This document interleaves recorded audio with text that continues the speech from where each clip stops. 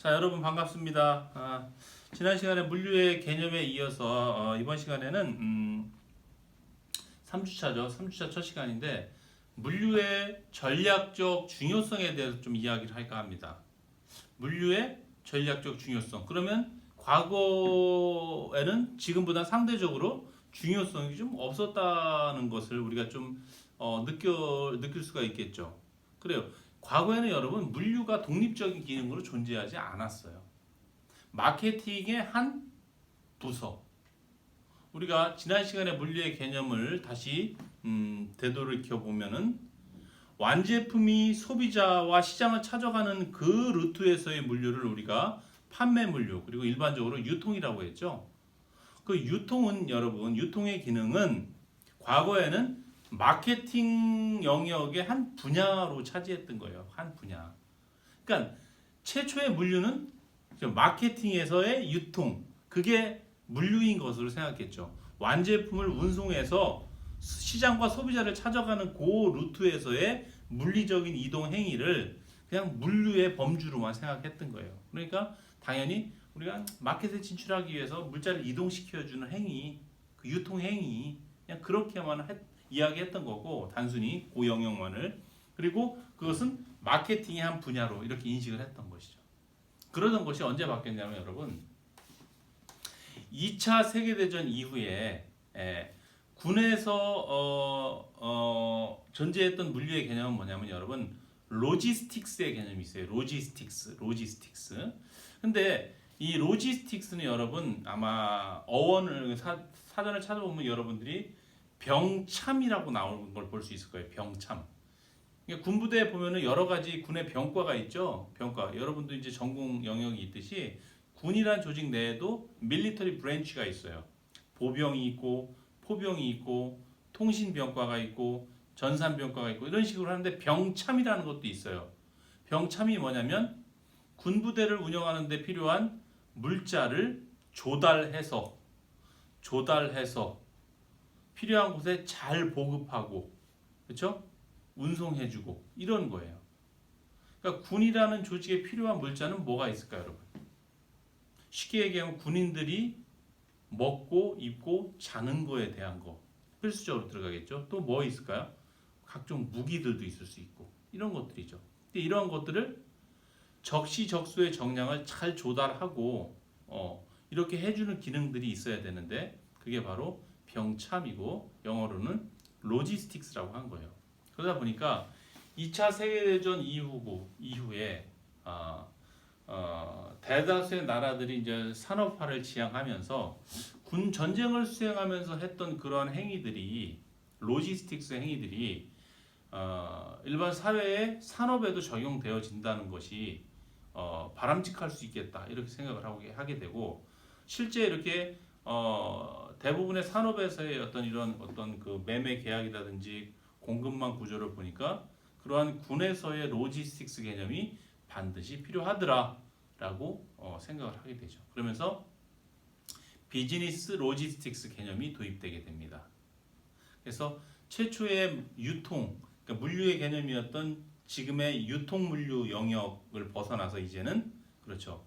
해당 제조기업이 원재료, 부재료를 조달해오는 그 영역, 그 다음에 자기 제조업체 내에서 생산하는 생산물류 영역, 또 생산되어진 완제품을 시장과 소비자에게 이렇게 잘 운송해주는 판매물류의 영역까지도 물류의 개념이 확대되면서 그때부터는 로지스틱스라는 말, 비즈니스 로지스틱스라는 말이 많이 쓰여지게 됐습니다.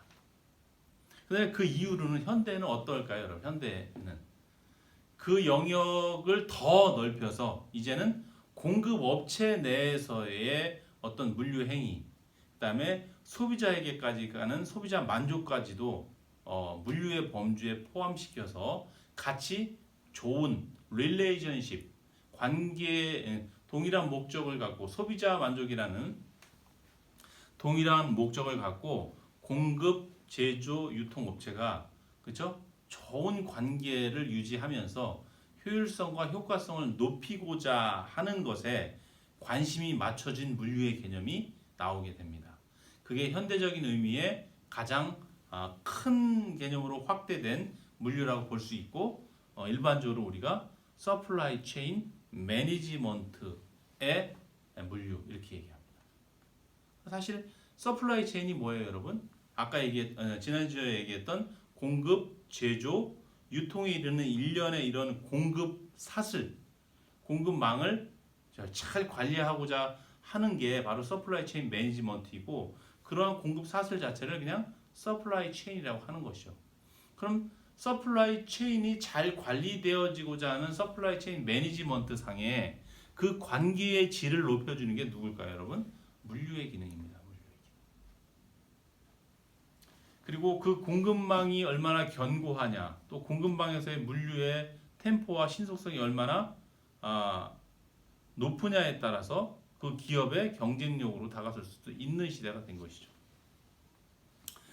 그래서 오늘 얘기하고자 하는 것은 물류의 전략적 중요성인데 과거에는 어땠을까요, 여러분? 과거에는 좋은 제품을 만들어서 거기에 합당한 가격을 책정하고 가급적이면은 높은 이득을 볼 수 있게 하는 쪽으로 관심이 많이 있었겠죠. 그러니까 소비자에게 가급적이면은 내 경쟁자 제품보다 우리 제품이 더 품질이나 디자인이나 등등등 기능이나 여러 가지가 좀 좋은 쪽으로 어필을 해서 소비자에게 선택받으려고 하는 그런 노력들이 많이 일어났겠죠. 그러다 보니까 제품 개발에 막대한 관심을 가지고 좋은 제품을 개발하고 또 좋은 제품을 잘 생산하는 데 관심을 갖고 잘 생산된 것을 막 광고를 하고 우리 제품의 어떤 효능에 대해서 얘기하고 이런 쪽에 전략적 관심을 많이 가졌는데 이게 이제 좀 변화하기 시작했어요. 이제는 그러한 쪽보다는 좀 더 빨리 신속하게 소비자가 원하는 시점에 배송을 받을 수 있는 그런 것들이 더 중요한 시대가 된 것이죠. 그게 왜 그렇게 됐는지 한번 보면 이런 거예요, 여러분. 우리가 사람이 태어나서 유년기, 그다음에 어떤 청년기, 장년기, 말년기를 보내듯이 인간의 수명을 중심으로 해서 라이프 사이클이 있듯이 제품도 비슷해요, 여러분. 제품도 처음에 시장에 런칭해서 성장하고 성숙기로 가서 또 성숙기가 계속되기도 하고 또는 쇠퇴기로 가서 소멸되기도 하고 그렇게 되죠. 그래서 그걸 보통 우리가 프로덕트 라이프 사이클 개념이라고 하는데 이런 거죠.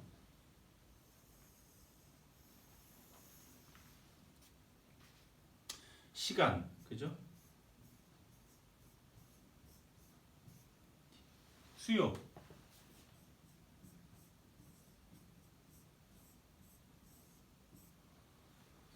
자, 일반적으로 프로덕트 라이프 사이클은 이런 커브를 그린다고 합니다, 여러분. 그래서 이거를 PLC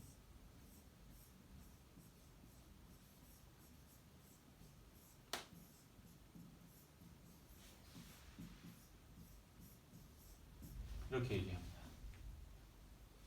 그래서 요 구간, 요 구간, 요 구간 이렇게 나뉘죠. 제품이 시장에 처음 런칭됐을 때 시점에서 요 초기 구간을 우리가 도입기라고 합니다, 여러분. 도입기. 그 다음에 그 제품이 도입기를 지나서 수요가 급격하게 증가하는 요 시장을 우리가 요 시기를 성장기 이렇게 얘기합니다. 성장기를 거쳐서 그 시장의 수요가 포화되는 최정점까지 이르면 이때를 성숙기 이렇게 얘기합니다.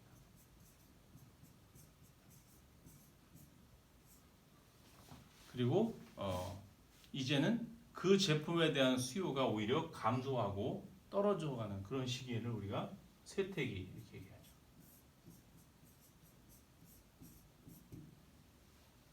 도입, 성장, 성숙, 쇠퇴, introduction, growth, maturity, decline의 이런 사이클을 보인다고 이렇게 하죠. 그런데 특정 제품이 여러분, 그러니까 우리가 일반적으로 완제품들은 어떨까요? 이런 사이클을 거쳤다고 볼 수 있어요. 처음에는 세상에 없는 재화였다고 보는 게 맞죠. 처음에 언젠간 태어났을 거예요. 태어나서 그것이 초기 수요는 어떨까요? 수요가 많지 않았겠지. 잘 모르니까. 과거에 소비자들이 그 제품을 사용해 본 경험이 없으니까. 그때는 초기 수요는 작아요. 이때 주로 보통 early adopter라는 초기 수요자들이 있고 그 초기 단계에서 도입기 단계에서 그 제품에 대한 초기 수요들의 구매 경험이 긍정적이고 좋다면 어떻게 될까요, 여러분? 워드 오브 마우스에 의해서 구전 효과도 많이 나타나고 이렇게 되겠죠. 여러분들도 마찬가지잖아요. 새로운 제품이 나오면은 처음에 관심을 갖죠. 근데 반신반의하죠. 저걸 사용해 본 경험이 없으니까. 쓰고 나서 어떻게 돼요? 좋으면 어떻게 되죠? 아, 정말 좋은데 이 제품? 시제품 좋은데? 친구들한테 추천하기도 하고 가족들한테 추천하기도 하고 해요. 근데 써봤을 때 안 좋으면 어떻게 돼요, 여러분? 아, 이거 별론데 광고만 크게 했지 뭐 별로네. 야, 이거 사서 쓰지 마. 이렇게 됐을 수도 있죠. 어쨌든 긍정적인 구매 경험에 의해서 이 도입기를 지나게 되면 그 제품에 대한 소비자들의 경험이 확산이 되고 또 재구매 수요가 발생하고 해서 해당 제품에 대한 수요가 급격하게 성장하게 됩니다. 그럼 이 구간에서 공급자인 기업은 어떻게 될까요? 성장기 산업을 어떻게 봐요, 여러분? 굉장히 매력적인 산업으로 보는 거죠. 너도 나도 많이 이렇게 뛰어들 거 아니에요. 그럼 이때 어떻게 돼요? 소비자들의 피드백도 많이 받을 수 있고 또 경쟁자들도 증가하고 치열한 경쟁을 거쳐서 제품도 지속적으로 개선 보완되고 그렇게 되겠죠. 그 과정에서 경쟁력이 없는 공급자들은 이미 그죠, 퇴출이 될 것이고 나중에 그 지역 그 시장에 수요가 포화되는 성숙기 시장까지 갔을 때는 어떤 경우가 될까요, 여러분? 가장 경쟁력 있는 공급자 소수만이 남게 되고 제품은 어떻게 되냐면 더 이상 추가적으로 개선 보완하기가 좀 어려운 상태까지 올라가게 됩니다. 그 상태에서의 경쟁은 어떻게 돼요, 여러분? 제품의 품질은 어떨까? 그러니까 소수의 공급자들이 갖고 있는 그 제품들의 수준이라는 것이 큰 차이가 없는 거예요. 비슷하겠죠. 둘 다 경쟁력이 있으니까 살아남았으니까. 그러한 시장을 우리가 과점 시장이라고 하는데 그럼 과점 시장 구조에서는 주로 제품의 차별성보다는 가격 경쟁에 의해서 경쟁을 하는 경우가 좀 많은 편이죠. 그러다가 어디까지예요, 여러분? 더 이상 가격 경쟁을 할 수 없는 데까지 내려가죠. 원가 이하로는 경쟁할 수가 없을 거 아니에요. 그렇죠? 그러다 보니까 그러한 시장에서는 이제는 제품 이외의 요소에서 또 다른 경쟁력을 찾고자 하는 것들이 등장하기 시작했는데 가장 대표적인 것이 물류 분야예요, 여러분.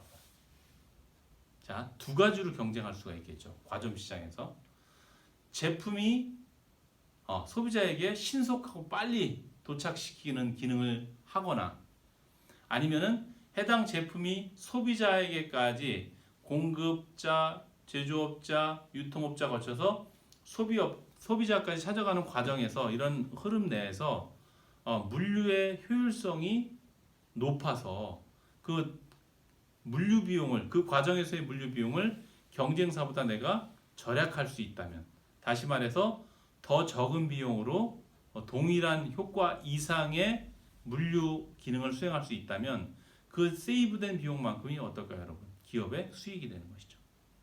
다시 말해서 제품에 얹어진 수익으로 승부해서 기업의 이윤을 창출하는 것보다 그 제품과 직접적으로 관련은 없지만 그 제품이 소비자에게까지 찾아가는 그 경로상에서의 물류 비용을 낮출 수 있다면 다시 말해서 경로상의 물류 기능을 좀 더 효율화할 수 있다면 좀 더 합리화할 수 있다면 그것이 오히려 더 제품을 통한 이윤 창출보다 훨씬 수월하고 훨씬 더 바람직하다라고 이제 느끼게 된 것이죠.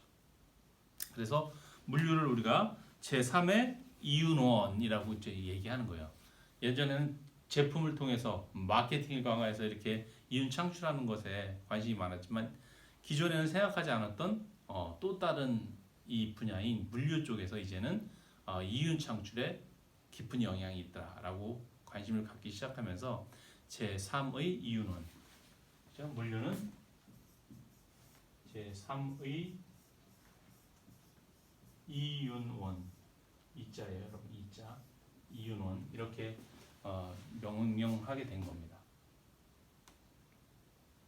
그래서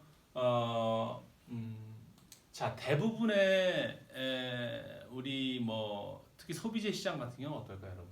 거의 성숙기 시장일 확률이 많아요.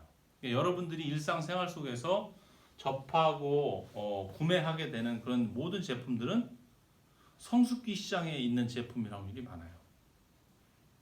소비재는 어떨까요, 여러분? 얘가 소비재가 태어나서 성숙기까지 와서 성숙기가 계속 지속되고 있는 거예요, 그 시장이.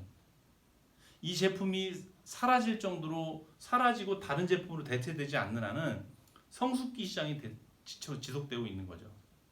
다만 기술 변화가 빠르고 기술 집약적인 그런 재화들은 어떨까요, 여러분? 여기서 빨리 쇠퇴하고 다른 기술이 또 이걸 대체하고 이런 식으로 되는 거죠. 근데 소비재들은 어때요? 이렇게 가는 거예요. 우리가 먹고 입고 하는 거 뭐 이런 거 뭐 어때요, 여러분? 성숙기 시장에 있는 거예요. 그 성숙기 시장에서 여러분들은 구매 행위를 하는 거고. 그러니까 여러분들이 선택할 수 있는 대안이 많아요, 적어요? 별로 없잖아요. 성숙기 시장은 어떻다고 그랬어요? 그죠? 소수의 업체들이 그 시장을 장악하고 있는 거죠. 과점 시장을 형성하고 있기 때문에 선택할 수 있는 대안이 별로 없는 거예요. 전자제품을 사도 그렇고 컴퓨터를 사도 그렇고 휴대폰을 사도 그렇고 라면을 골라도 그렇고 어때요, 여러분? 여러분이 고를 수 있는 제조업체가 그렇게 많아요? 별로 없죠. 대안이 별로 없는 거예요.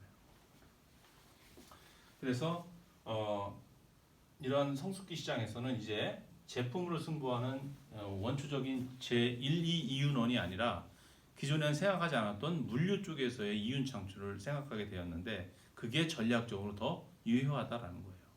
이런 예를 들을 수가 있죠. 자, 예를 들어서 기업이 어떤 기업이 매출이 100억이에요, 여러분. 100억. 그리고 뭐 물류비가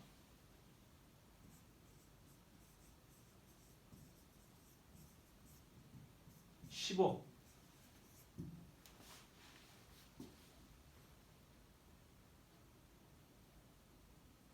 그 다음에 다른 비용, 기타 비용이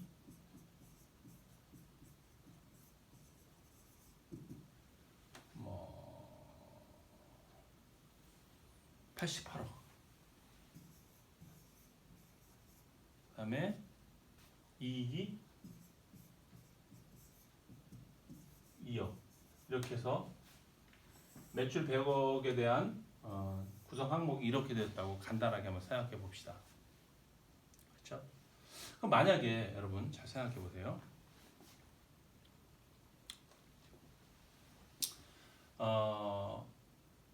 쉽게 보면 이런 거죠.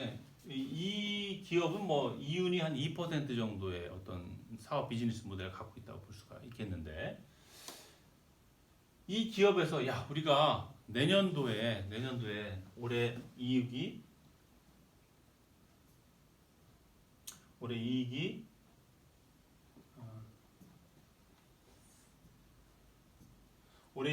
2억 났기 때문에 우리 내년도에는 이익을 2배로 높이자. 이익을 내년도에는 4억으로 하자. 이렇게 가정하면 어떻게 될까요, 여러분?